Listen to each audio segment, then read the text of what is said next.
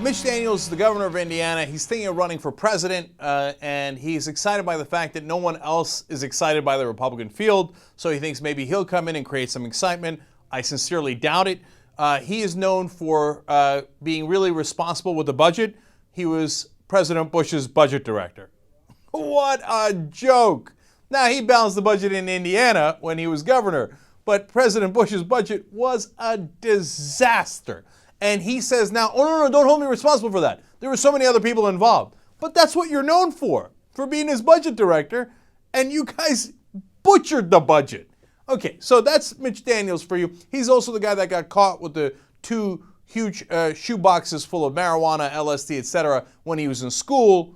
And he says, well, what can I do? And he paid a small fine at the time and got out of it. All right, so, but I don't care about that. Okay, it's just the hypocrisy, of course, that bothers me. He should be for legalizing drugs. He should let all the people out of jail in Indiana now that got caught with drugs. But of course, he'll never do that, right? Now, he's been a little bit better on that issue than others. But here's the thing that ticked me off about it.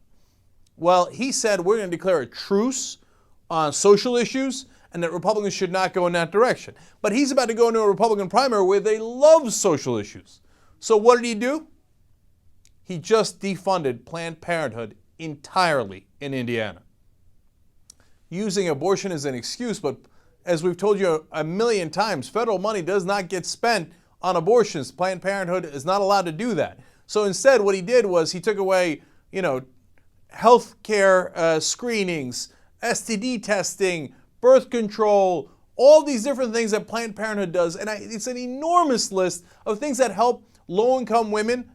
So, by the way, that there are less abortions in the country, not more, right? And they provide them with services, with education, with help, with basically, most of all, taking care of their health, right? So now that's gone in Indiana, obliterated. Now, I love that because that is a Republican idea of a truce. They say, oh, truce talk? Yeah, we're not going to do anything. Yeah, absolutely. Yeah, social issues. Oh, you're not looking at it? Bam! They punch you right in the face and break your jaw. And they go, what? Truce, right? Defunding Planned Parenthood? That is so extreme. Look, here's the thing that drives me crazy about the Democrats, okay? You got to fight back. For 30 years now, the Republicans say, you got to vote based on pro-life, pro-life, pro-life. And they've got about 30% of the country who will just not vote based on anything else but that pro-life position, okay?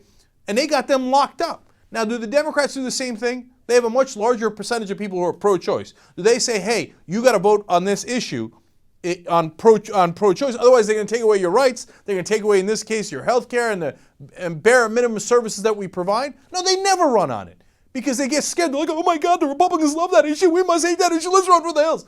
No, more people are on your side.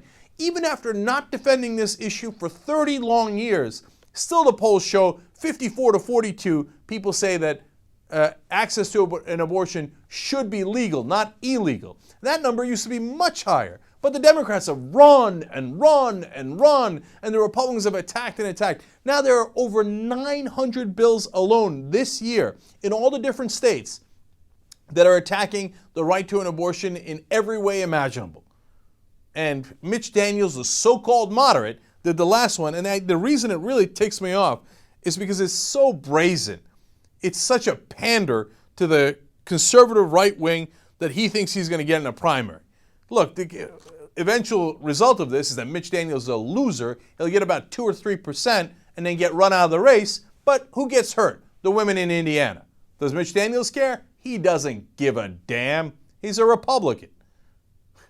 Democrats come on, man. I'm so tired of trying to explain to them what to do. You got to fight back. Look at what happened with Medicare.